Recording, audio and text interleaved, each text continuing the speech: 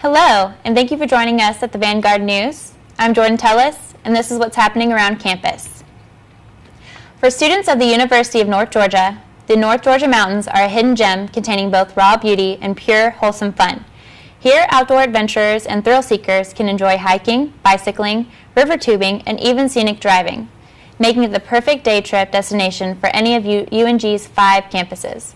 Students located at the Oconee, Cumming, and Gainesville campuses will need to expect to travel a short distance, while students at both the Blue Ridge and Dahlonega campuses only have to walk out of their back doors to arrive at many of North Georgia's most famous destinations, such as the Appalachian Trail, Brasstown Bald, or the Richard Russell Scenic Highway. To find out more, visit georgiamountains.org. The Gainesville Theater Alliance began in 1979 thanks to the faculty at Brenau University and the University of North Georgia. Since then, the productions have only grown in size and in quality. Coming up, the program's spring season will feature Stephen Swartz's musical Godspell, Shakespeare's play Much Ado About Nothing, and Rick Ellick's Tony Award-winning play with music Peter and the Starcatcher. Godspell and Much Ado About Nothing will both run February 14th through the 25th. Godspell will be at Brenau Hosch Theater, while Much Ado About Nothing will be at UNG's Ed Cabell Theater. Peter and the Starcatcher begins April 11th and will end April 22nd at UNG's Ed Cabell Theater as well.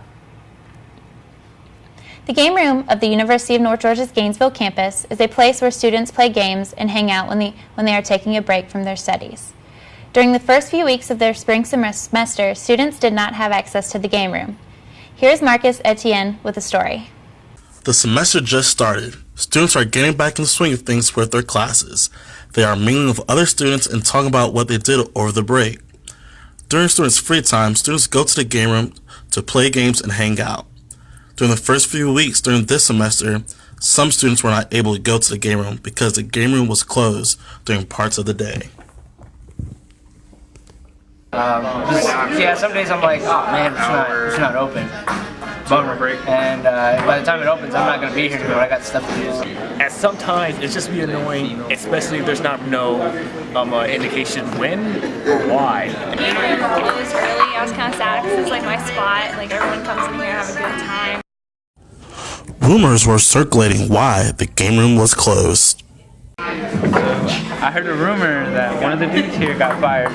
Like, he just got dismissed from his job. He wasn't doing what he was supposed to do. Well, now they can't find somebody to replace him. They can't open early, so there you go. I decided to talk to the man who was the center of all the rumors. It's not that I was let go.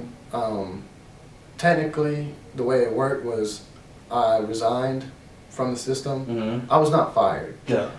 I resigned from the system because I didn't know if I was going to be able to make it back to school, and I didn't want to leave anyone hanging at the last second because that's not the right thing to do. Yeah. And I was trying to do them a favor by, if I didn't show up, it wouldn't take them by surprise. Yeah. I wanted to prepare them, that way, action could be taken if in the event that I wasn't able to make it back.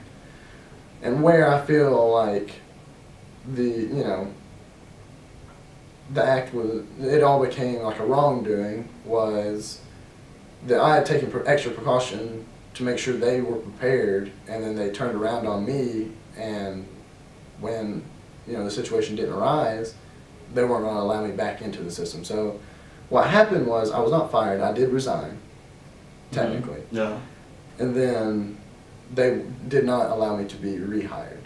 Okay. So if you look at it in a technical sense, that's how it happened. I'm Marcus Etienne, Vanguard News. The Whistlestop Shops, located in downtown Auburn, Georgia, across from R.H. Burrow Park, is a series of micro-retailing shops for local mom-and-pop businesses who need an affordable storefront to sell homemade products. The Whistlestop Shops, named by the students of Auburn Elementary School, were inspired by the shops that covered the streets in downtown St. Simons Island. The boutiques took 2 months to build. Officials began planning in September and finished building in November, just in time for the holiday season. The Whistlestop Shops sell everything from coffee and cakes, jewelry, infant apparel, to home goods and gifts. The owners of each store rent the space for $200 a month and must fulfill a 12-month contract. The entrepreneurs do have a 60-day contingency plan to make sure their business will be successful in the shops. Over the holiday season, the Whistlestop Shops participated in the Downtown Holiday Festival and provided an ice rink in the middle of the shops for families to enjoy.